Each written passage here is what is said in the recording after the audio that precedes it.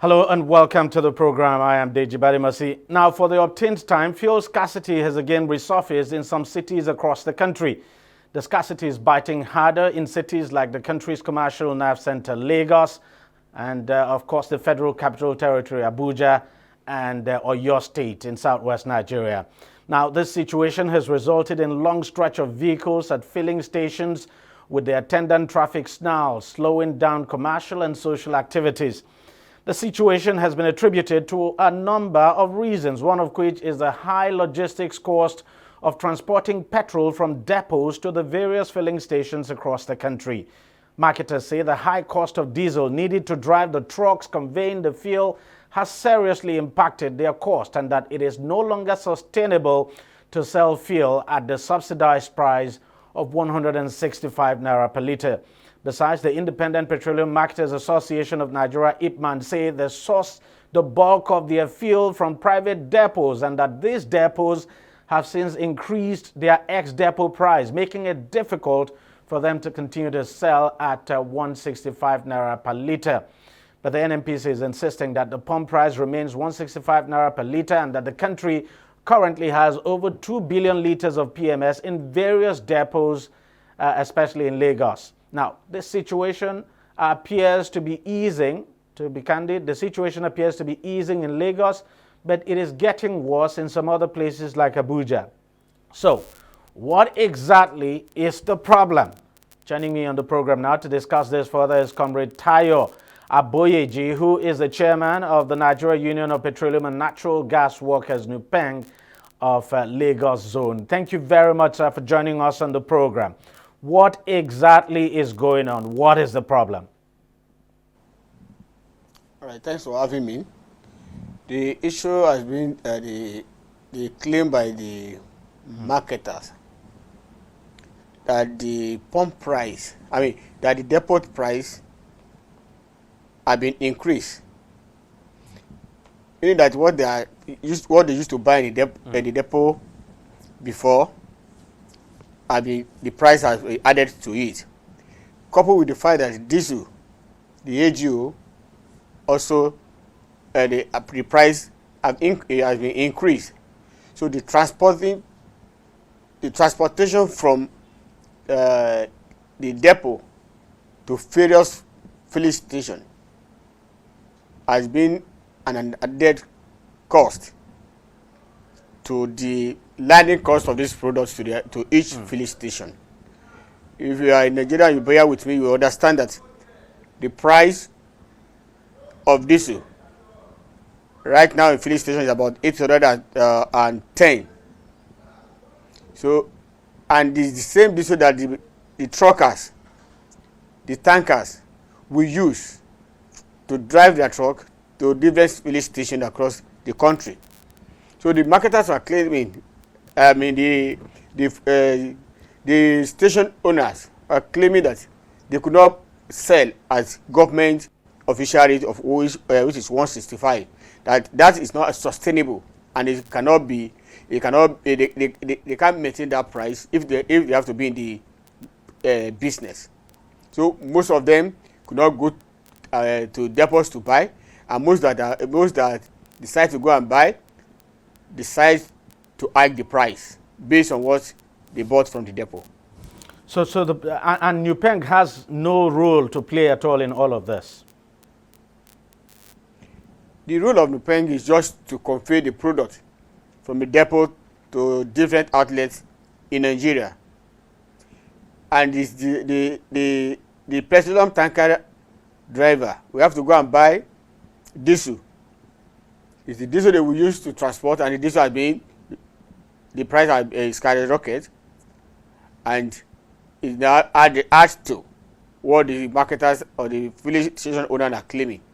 So NUPENG's rule is just to take the product there, and we are not a regulatory authority, and we are not we are not to dabble into the affairs of the NNPC, but we can suggest from whatever we might have found from the field and suggest to the NNPC for them to provide a solution. So what is NUPENG suggesting as a way of addressing the problem? Well, the only thing we could suggest to government is probably the government can make this diesel available in a cheaper price. But the government claim, and which either you know that the AGO or diesel market has been deregulated. And which is true. If diesel has been deregulated, then how can the government then intervene? How do you expect the government to intervene? Well, maybe the government in their own wisdom can be magnanimous enough for the intervention and decide to, it's only government that bring the PMS. Maybe they can on their own magnanimity try to bring diesel into the country. I'm just wondering how easy that will be for the government, because you know that the government already is complaining that it is costing it so much to import petrol and sell at subsidized price.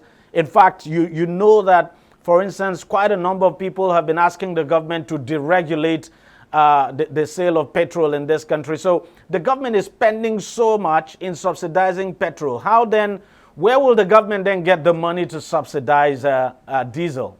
Well, if government cannot intervene and they are still insisting that the product can be sold at 165, then something else has to be done. So let's leave that to government to take action. But on our own, as a tanker driver, the price of diesel is so high, and we can only convey the products to these outlets with the truck that have to use diesel. Isn't your union thinking of asking the government to just deregulate petrol? Petrol in this country, deregulate the sale of petrol, deregulate the price. Yes, our union on the side of deregulation, but it has to be our refinery has to work before that deregulation can come in.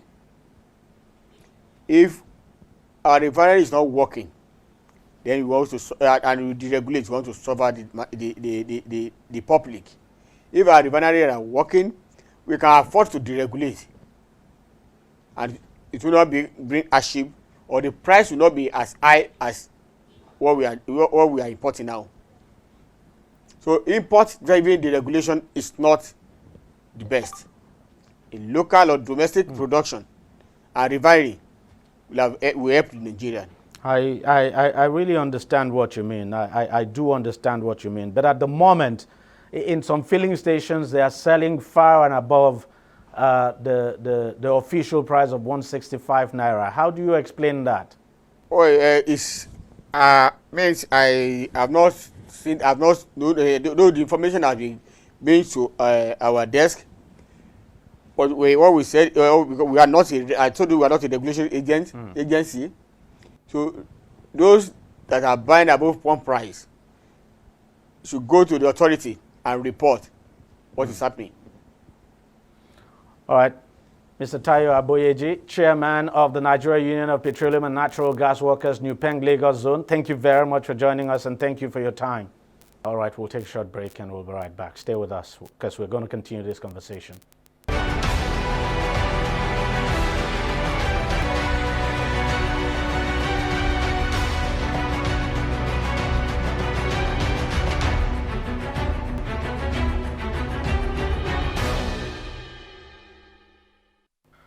All right, welcome back. Let's continue the conversation on the fuel crisis that we're dealing with at the moment. And now being joined on the program by Professor Ken Ife, a microeconomist who joins us from Abuja. Prof, thank you very much for joining us on the program. Prof, you look at what is going on at the moment in the country, scarcity yet again. Don't you think we ought to have done away with subsidy by now? Because it appears that, look, it's mounting when you look at how much we're spending. For instance, we have the figure here. The government says we're consuming 74 million liters of PMS, that's petrol every day, refined petrol. And the subsidy budget at the moment is 4.6 trillion naira. And there's a possibility that that figure could even go up. How sustainable is that? How sustainable is the subsidy, and for how long can we continue this for? everybody knows that it's not sustainable. There's no way we can survive with this. But then what has happened is, before the PIA came in, what we had was NNPC had their hands on the till.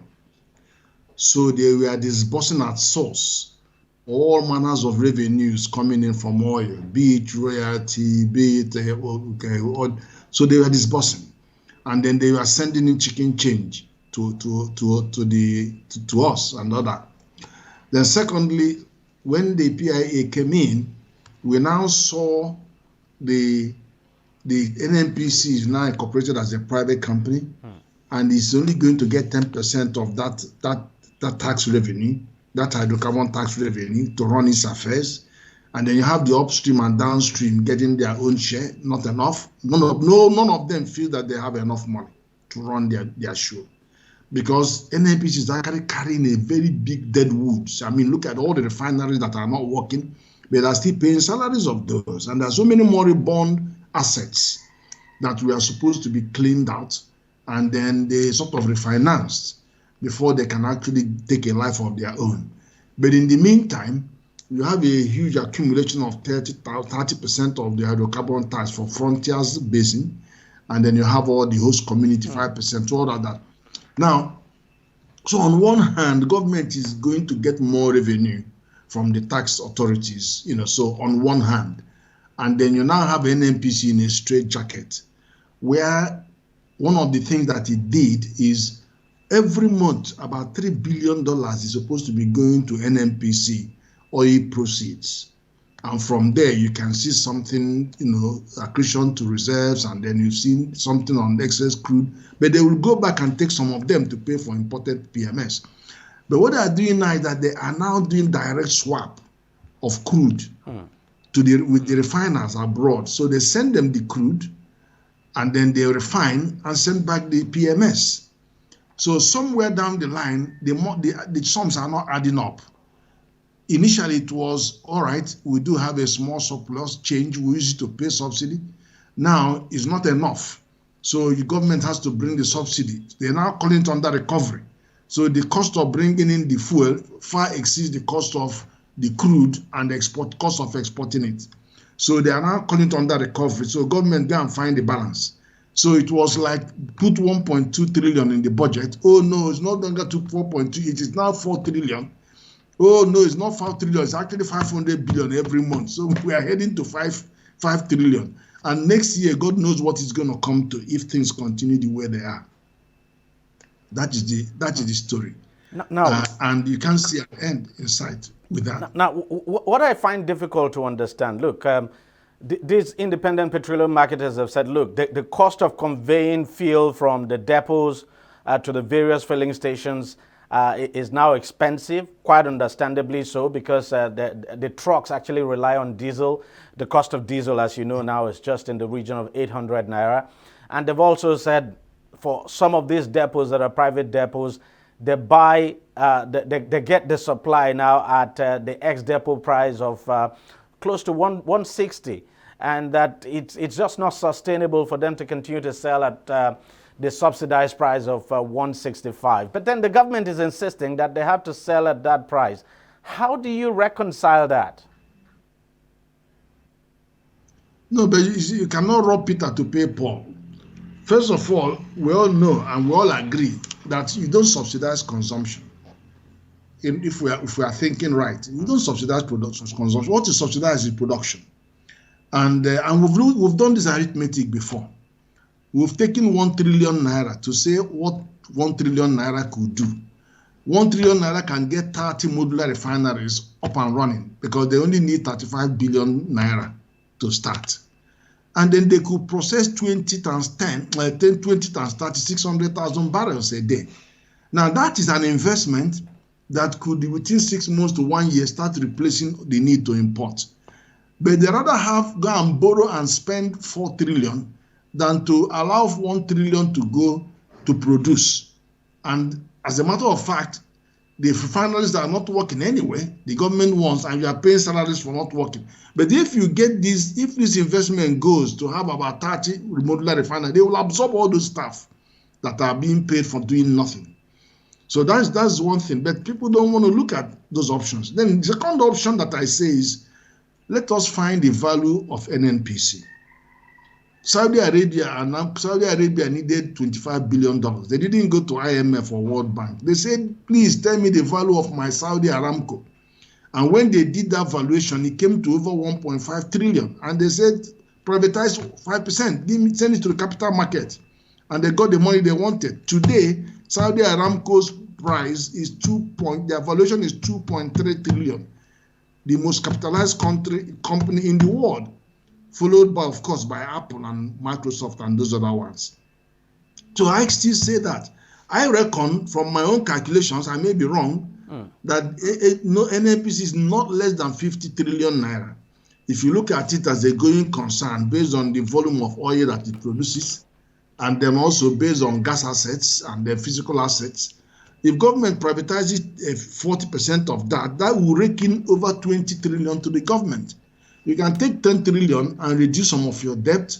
You can inject about 2 trillion to recapitalize NNPC so that it will shed some of its fat and be able to operate. Then you can use money to do all sorts of other things. There are lots of other things you could do with this money. Now, let's talk about these modular refineries that you talked about. I know that the government has given out licenses for quite a while now, a long time ago, but they're still not... they've still not come on stream yet. What do you think is the problem? Because I know a lot of individuals actually got these licenses now for both modular and proper refineries now. But apart from the Dangote refinery that is coming up, we don't have any other private initiative. Okay, maybe there's another one, I understand, in Imo State, but you don't really have this deluge of modular refineries, if you like, coming up. You see, there was a time I kept saying that central bank should bring 300 billion naira and then let them borrow against that and then get some more refineries started. But let me tell you something. If the government says that they're going to reduce the importation of this thing by 50%, and if government does what they did, backward integration with Dangote and cement, and said, I can only allow you to import PMS for me or export crude if you have a refinery, a modular refinery. All these people who are importing them, or those big companies, they all have enough resources to start a modular refinery within 3 months. It is policy. It's only government policy that will drive an alternative. But as long as you don't challenge them, they will continue to have a field day. And there's no end in sight for that, because they can all.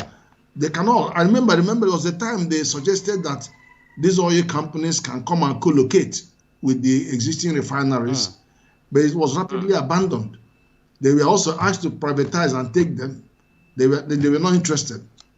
But there's no question that if 5 oil refineries, oil producing companies take one each of the refineries, they will get them to work, because that's what they are doing, rather than take our crude to their facilities abroad to go and refine and bring the whole thing and hold this country to ransom. Now, we know the Dangote, sorry to interject you there now. We know the Dangote refinery is coming up fast. Hopefully, as we've heard, it will start operation maybe towards the end of this year or early next year. How important is that refinery, and what difference would it make for us? Let's not also forget the federal government, of course, is carrying out maintenance on its own refinery, like the refinery in Port Harcourt, and of course that of Kaduna. So, but other than what the federal government is doing at the moment with its own refineries, how important is the Dangote refinery in helping to solve this perennial problem that we're dealing with? Well, Dangote can only meet us halfway. In other words, it might bring down the cost by about 40%. But you still have to pay a commercial price for his petrol. It's not going to be free. Government will still continue to subsidize and pay him the balance. What we are going to save is the cost of transporting this out of the country and bringing it back into the country, and all the manipulations and transfer, all the things going on in there. That's what you are going to cut off. But you cannot tell him to invest 19 billion and suddenly turn to Father Christmas. No, but what we understand from what the government has said, I mean, there are talks about, okay, that Dangote will be giving this oil we use for swap now, and they refine it. That's fine. Of course, that is the oil that we are exporting for refining.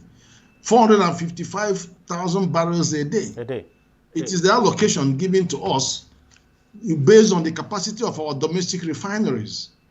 Yes, we should give it to him and scrap the other refineries. Let's have modular refinery. The cost of trying to repair one of these refineries, don't you hear them, is in billions of dollars. The cost can get 20 modular refineries started. And don't you think after fixing these refineries, the government should probably just sell them? Why do you want to spend that money only to eventually sell them? Well, because we understand that, look, as they are, it's difficult to get buyers for them. So you just have to fix them up to a certain level and then sell off. Dangote bought two of them for $650 million.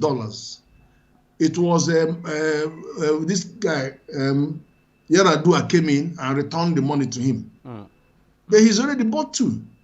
So they should say that, scrap that, use that money you are going to put down the drain in repairing, put it as loan for these people to come and borrow and build the refineries everywhere. No, I'm just wondering, would anyone want to buy a refinery that is not functional? No, it wasn't functional when Dangote paid $650 million for two of them. They were not functional. And I'll tell you something, if you go to the warehouses of these refiners, you are going to see over $250 million worth of spare parts that were bought that don't fit into the equipment. Things that we are buying recklessly, and then they don't fit in. Because we are avoiding using the people that build the refinery to maintain the refinery. We are avoiding using them to get the replacement parts for their refinery and issuing LPOs left, right, and center. And we have a huge pile of equipment that don't feed the system there. So we've gone into this colossal waste. It's still yet sending more money down the drain. Let's give the private sector a chance to start this. And there is not much money they are borrowing. It's not money that they are sinking. All these things we are taking now, going to borrow to subsidize, is sink. It's going into a black hole. The money doesn't come back. You need to energize. Let these people borrow money and build refineries and employ people, and then reduce the importation, and create wealth, and repay the money. That's all we're saying.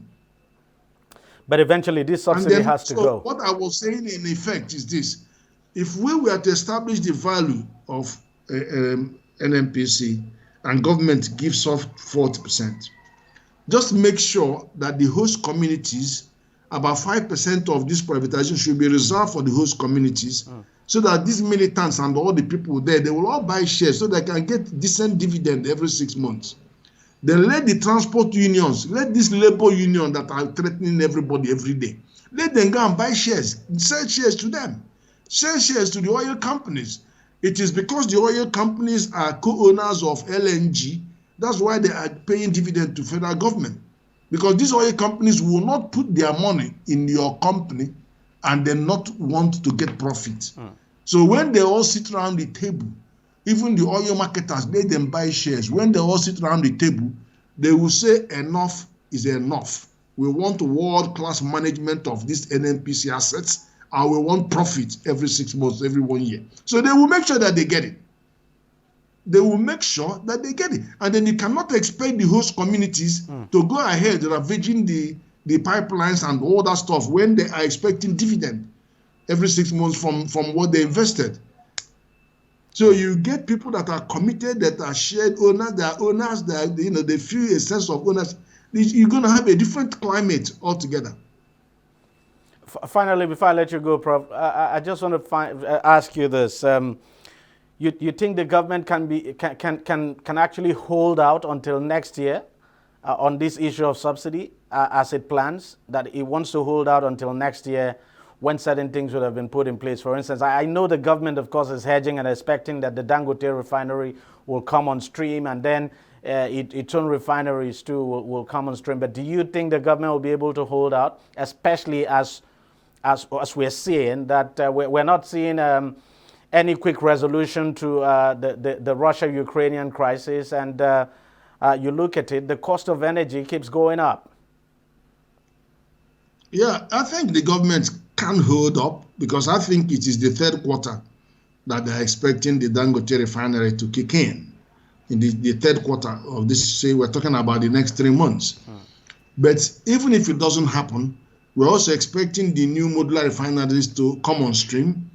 And then also, don't forget that there is some money in the hydrocarbon tax that is there for frontier basins. Exploitation. So they're going back there, going to the National Assembly to allow them to dip hand into that pot, and then use some of that money to pay for subsidy. So it's not that there isn't money somewhere. There are, because they're all been allocated somewhere. So they're finding their way back to bring some of that money to save us from crisis. The other thing I also say is this.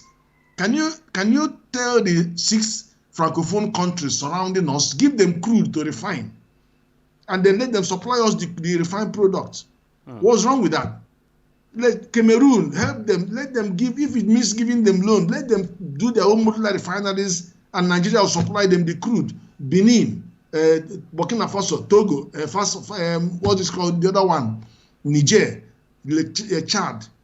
Let's get have modular refinery. One thing is going to solve for us. They will stop carrying our refined product, because we are carrying this product. Nigeria is paying for the product that are being sent to them at 160 naira, and they are taking it at 500.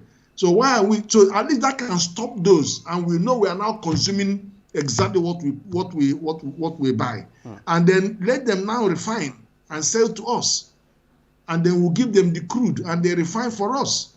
Guarantee them the market for the next 5 years. You get all of them around you refining for us. Since Nigerians have refused to refine in Nigeria, then let our neighbors refine for us. It's better. My brother, it's better than all this whole thing, shenanigan, going to Belgium, and then they put too many alcohol into a thing, and then they cause all this cooler balloon in the whole street. Let's try something else.